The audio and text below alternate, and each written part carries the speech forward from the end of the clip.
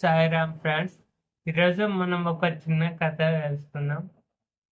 ఒక ఊర్లో గురు సాయి, జితేంద్ర అనే ఇద్దరు మంచి స్నేహితులు ఉండేవాళ్ళు. వాళ్ళు ఎటువంటి పరుగు పందెంలోనైనా గెలిచేవాళ్ళు. గురు సాయి ఫస్ట్ వస్తే జితేంద్ర సెకండ్ వచ్చేవాడు. జితేంద్ర ఫస్ట్ వస్తే గురు సాయి సెకండ్ వచ్చేవాడు ఫ్రెండ్స్. అలా వాళ్ళు వాళ్ళ ఊర్లోనే కాదు, వాళ్ళ చుట్టుపక్కల ఊర్లో ఉండే పోటీలు కూడా వెళ్ళి గెలిచి కప్పు తెచ్చుకునేవాళ్ళు. వీళ్ళు వీళ్ళు చాలా ఫేమస్, గురుసాయి జితేంద్ర.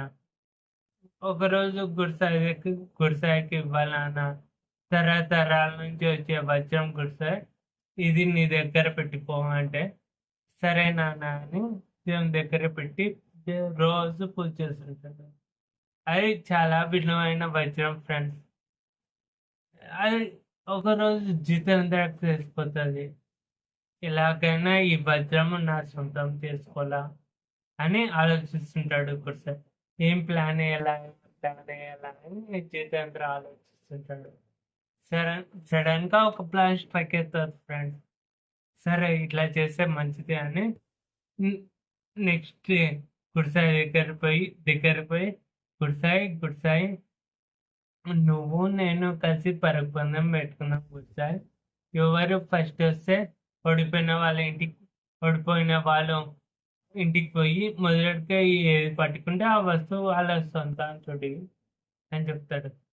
నువ్వు ఓడిపోతే నేను మీ ఇంటికి వస్తా, మీ ఇంట్లో మొదటికి ఏది ముడితే అది నాది. నేను ఓడిపోతే నువ్వు మా ఇంటికి రా, ఏది ఫస్ట్ ముట్టుకుంటే అది నీది గురుసాయి అంటే. గురుసాయి సరే అంటాడు. అందరు పంచాయతీలో పెద్దల వాళ్ళు ఎదురుగా ఇది మొత్తం అగ్రిమెంట్ గా మారిపోతుంది. నెక్స్ట్ డే పరుగు పందెం స్టార్ట్ అవుతుంది ఫ్రెండ్స్, గురుసాయికి జితేంద్రకి. అది ఎక్కడి నుంచి అంటే ఎమ్మెన్యూర్ శివ సర్కిల్ నుంచి బనవాసి దగ్గరికి.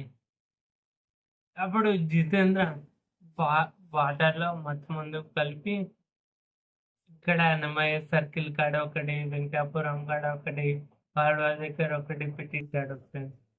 వాళ్ళకి మధ్యలో పరుగుతూ దాహం అయితే నీళ్ళు తాగనీకి. సరేలే అని ఊరుకుంటారు పెద్దలు. గురుసాయికి జితేంద్రకి పరుగు పందెం స్టార్ట్ అవుతారు ఫ్రెండ్స్. పరిగెత్తుతారు. జితేంద్ర ఫస్ట్ పరిగెత్తాడు, గురుసాయి వెనకల అన్నమయ్య సర్కిల్ వస్తుంది. జితేంద్రకి వేరే నీళ్ళు ఉంటాయి, ఆ నీళ్ళు తాగుతాడు. మధ్య కలిపి నీళ్ళు గురుసాయికి ఇస్తాడు. మళ్ళీ అట్లే పరిగెత్తుతాడు. గురుసాయి ముందు పోతాడు, వెంకటాపురం చేరుకుంటాడు. మళ్ళీ దాహం అవుతుంది, నీళ్ళు మధ్య కలిపి నీళ్ళు తాగుతాడు గురుసాయి. కళ్ళు తిరుగుతుంది గురుసాయి, కానీ అట్లే పరుగుతాడు. పెద్ద కళ్ళు వస్తుంది, పెద్ద కళ్ళు కూడా దాహం అవుతుంది. ఆ నీళ్ళు తాగినాక హనుమాపురం దగ్గర పోయినాక గురుసాయి కళ్ళు తిరిగి కింద పడిపోతాడు. జితేంద్ర పనవాసిలో ఫస్ట్ వచ్చినాను, నేను ఫస్ట్ వచ్చిన, నువ్వు ఓడిపోయిన గురుసాయి, ఊరు పెద్దవాళ్ళ ముందు చెప్పిన మాట నెరవేర్చు అని చెప్తాడు. సరే సరే జితేంద్ర, నేను ఒప్పుకుంటున్నా అని గురుసాయి అంటాడు. అప్పుడు గురుసాయి వాళ్ళ ఇంటికి పోయి మొదటికి ఏది ముట్టుకుంటే అది జితేంద్రకి సొంతం చూడు గురుసాయి అంటే, సరేలే అని ఒప్పుకుంటాడు గురుసాయి. అయిపోతుంది, రాత్రి అయిపోతే గురుసాయికి నిజం తెలుస్తుంది. గురుసాయి, నీ దగ్గర ఉండే వజ్రం జితేంద్ర దొంగతనం చేయాలనుకుంటున్నాడు, అది చాలా విలువైనది. ఎలా ఎలా చేయాలో తెలియక ఈ పరుగు పందెం పెట్టినాడు. మీ ఇంట్లో మొదటిగా ఏది ముట్టుకుంటే అది జితేంద్ర సొంతమే కదా, వజ్రం ముట్టుకునే ప్లాన్ చేసినట్టు చూడు గురుసాయి, కొద్దిగా జాగ్రత్తగా అని వేరే వాళ్ళు హెచ్చరిస్తారు గురుసాయిని. గురుసాయి చాలా కంగారు పడతాడు ఫ్రెండ్స్. అప్పుడు ఏం చేయాలా అని ఆలోచిస్తాడు. గురుసాయికి ఒక ఐడియా వస్తుంది. ఇట్లా మా ఆర్కే హాస్పిటల్ దగ్గర మా అన్న ఉన్నాడు, మా అన్నకి చాలా తెలివైనవాడు, సరే బిడ్డ పోయి కలుద్దామని చెప్తాడు. బిడ్డ అన్న దగ్గరకు వస్తాడు. బిడ్డ అన్నకి జరిగిన విషయం అంతా చెప్తాడు.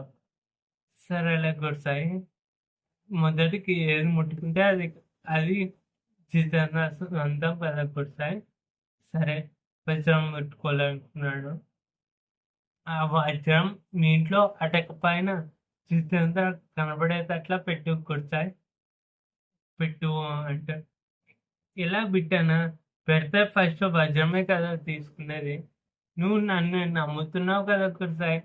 పెట్టు ఊరికే అటక పైన జితేంద్ర కనబడేది అట్లా అంటే గుర్తాయి సరే సరే పెట్టానా అని ఇంటికి పోతాడు. ఇంటికి పోయి ఆ వజ్రం పూజ గదిలో ఉండే వజ్రం తీసుకొని అటక పైన జితేంద్ర కనబడేది అట్లా పెడతాడు friends. Next day morning Jitendra ఊర్లో పెద్దలు ఇంటికి వస్తారు. గుర్తాయి నీకు నేను చెప్పినాను కదా, మొదటగా ఏది ముట్టుకుంటే అది నా సొంతమే చూడు గుర్తాయి. నువ్వు మళ్ళీ తిరిగి ఆడకూడదు, అది ఎంత విలువైనది కూడా సరేనా అంటే సరే జితేంద్ర అని గుర్తాయి ఒప్పుకుంటాడు ఫ్రెండ్స్. అప్పుడు జితేంద్ర ఇల్లు మొత్తం సర్చింగ్ చేస్తాడు. ఆ వజ్రం ఎక్కడ కనపడదు ఫ్రెండ్స్. అక్కడ చూస్తాడు, ఇక్కడ చూస్తాడు, పూజ గదిలో చూస్తాడు ఫ్రెండ్స్, ఎక్కడ కనపడతాం. ఇప్పుడు ఏం చేయాలా అని తలకాయ ఎత్తి ఆలోచిస్తాడు. అటక పైన మెరుస్తూ ఒకటి కనపడతాడు ఫ్రెండ్స్. చూద్దామని తల ఎత్తితే అది వజ్రం. దాని దగ్గర పోయి ఎంత ముట్టుకోవాలని ప్రయత్నిస్తాడు ఫ్రెండ్స్, అది అందనే అందదు ఆ వజ్రం. అప్పుడు ఏం చేయాలా అంటే దూరం ఉండే మిచ్చన కనబడుతుంది ఫ్రెండ్స్. ఆ మిచ్చన పట్టుకొని అడకకి పైకి మిచ్చన వేసి అడక పైకి ఎక్కి ఆ వజ్రం తీసుకుంటాడు ఫ్రెండ్స్. తీసుకొని గుడిసాయి దగ్గరకు వస్తాడు. గుడిసాయి ఏది ఫస్ట్ ముట్టుకుంటే అది నాదే కదా అని చెప్తాము కదా గుడిసాయి. చూడు నేను వజ్రాన్ని ముట్టుకున్నా, వజ్రం నా సొంతమే చూడు గుడిసాయి అంటే అప్పుడు ఆ పెద్దల మధ్యలో నిలబడిన పిఠానం బయటకు వస్తాడు. జితేంద్ర నువ్వు ఫస్ట్ ఏది ముట్టుకున్నావు, ఫస్ట్ ముట్టుకుందే నీ సొంతం అన్నావు కదా, ఈ వజ్రం ఎట్లా ముట్టుకున్నావు జితేంద్ర అంటాడు. ఎట్లా జితేంద్ర అంటాడు, ఈ వజ్రం ఫస్ట్ నువ్వు ముట్టుకోలేదు, ఫస్ట్ ఏమి ముట్టుకున్నావో ఆలోచించు. ఫస్ట్ ముట్టుకుంది నువ్వు లాడర్ కదా, లాడర్ పట్టుకొని ఆ అటక దగ్గర తీసుకోండి, తర్వాత వజ్రాన్ని ముట్టుకున్నావు కదా జితేంద్ర అంటే అయితే ఈ లాడర్ నీ సొంతం చూడు జితేంద్ర, ఇంటికి తీసుకో అంటే జితేంద్ర ఊరికే నోరు మూసుకొని ఆ మిచ్చన తీసుకొని ఇంటికి తీసుకొస్తాడు ఫ్రెండ్స్. మిచ్చన ఇంటికి తీసుకొని కూడా నేనేం చేయాలా అని అక్కడ పడేసి తల దించుకొని ఇంటికి పోతాడు ఫ్రెండ్స్.